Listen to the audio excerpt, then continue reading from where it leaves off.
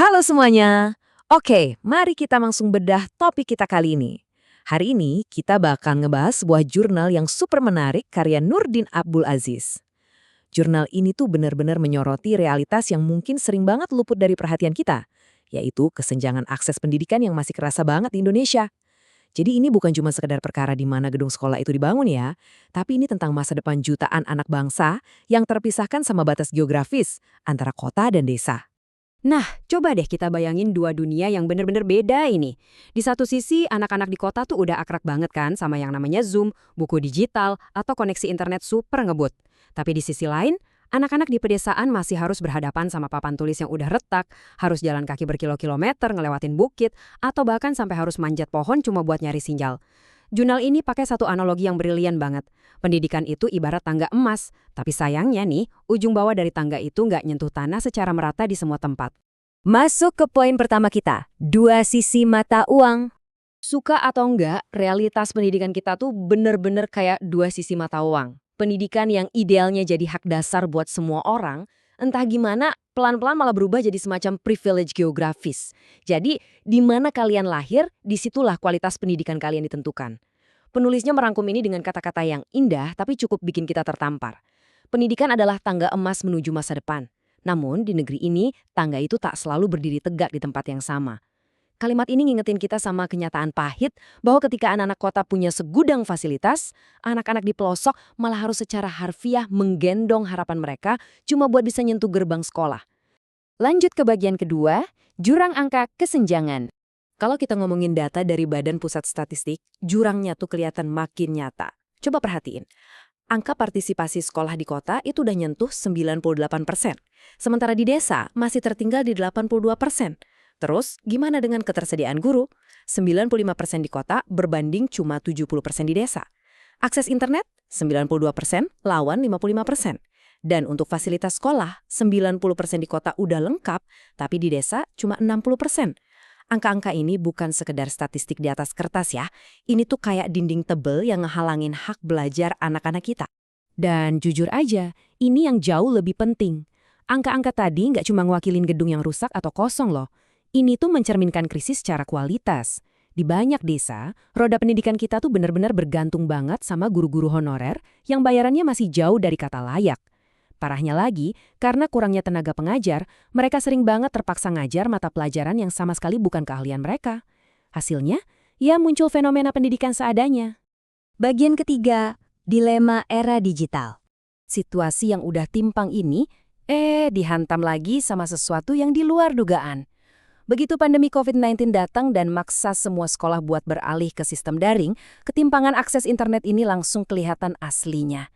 Bayangin aja, waktu itu cuma 55% wilayah pedesaan yang punya akses internet, bandingin sama di kota yang udah nyentuh 92%.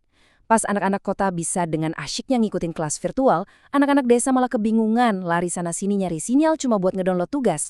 Konsekuensinya jelas fatal banget ya. Ketimpangan digital ini akhirnya nyiptain satu generasi yang hidup di waktu yang sama tapi punya kemampuan yang beda jauh. Teknologi yang katanya bakal jadi penyelamat dan penyeimbang, ironisnya malah berubah jadi penghalang baru buat mereka. Siswa di kota makin jago merangkul sumber daya global, sedangkan siswa di desa makin ketinggalan, mentok belajar dari modul-modul hasil fotokopi. Dan ini bawa kita ke poin keempat, lingkaran setan kemiskinan. Jadi, poin krusialnya tuh ada di sini.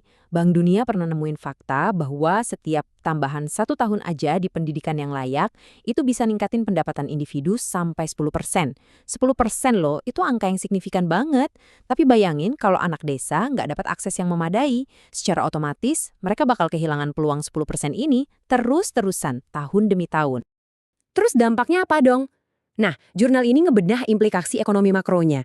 Kalau kita ibaratkan pendidikan itu semacam eskalator buat naik kelas sosial, eskalator buat anak-anak di desa ini tuh lagi rusak parah. Mereka benar-benar terjebak di lantai dasar. Nggak dapat pendidikan, berarti susah bersaing nyari kerja yang bagus. Susah dapat kerja, berujung pada pendapatan yang rendah. Dan sedihnya, kemiskinan ini bakal diwarisin lagi ke generasi berikutnya. Jadi ujung-ujungnya, kesenjangan pendidikan ini berubah wujud jadi krisis sosial dan ekonomi yang panjang banget. Masuk ke bagian terakhir, jembatan menuju kesetaraan. Tapi tenang, pembahasan ini nggak berhenti di rasa putus asa kok. Penulisnya negasin kalau kota dan desa itu bukan dua kubu yang lagi musuhan. Mereka itu ibarat dua sayap yang harus terbang bersama. Nah, biar bisa terbang bareng, kita harus ngebangun jembatannya. Dari analisis tadi, ada 4 rekomendasi kebijakan yang menurut jurnal ini benar-benar bisa dieksekusi. Pertama, distribusikan guru berkualitas secara merata. Kasih insentif ekstra buat mereka yang mengabdi di desa. Kedua, infrastruktur digital itu harus jadi prioritas utama, bukan cuma sekedar pelengkap. Ketiga, gandeng pihak swasta buat ikut investasi di fasilitas pendidikan. Dan yang terakhir, kurikulum itu harus kontekstual. Jangan maksain standar kota ke desa kalau emang nggak nyambung sama potensi lokal mereka. Intinya, kebijakan ini nggak boleh cuma kelihatan bagus di atas kertas aja. Sebagai penutup, jurnal ini ngasih satu kalimat tegas yang benar-benar ngena buat kita semua. Pendidikan bukan hak istimewa, melainkan hak asasi. Pendidikan itu harusnya kayak udara yang kita napas, gampang diakses sama siapa aja, di mana aja. Selama masih ada anak yang nggak bisa belajar cuma gara-gara masalah letak geografis, berarti tugas kita sebagai sebuah bangsa itu belum selesai.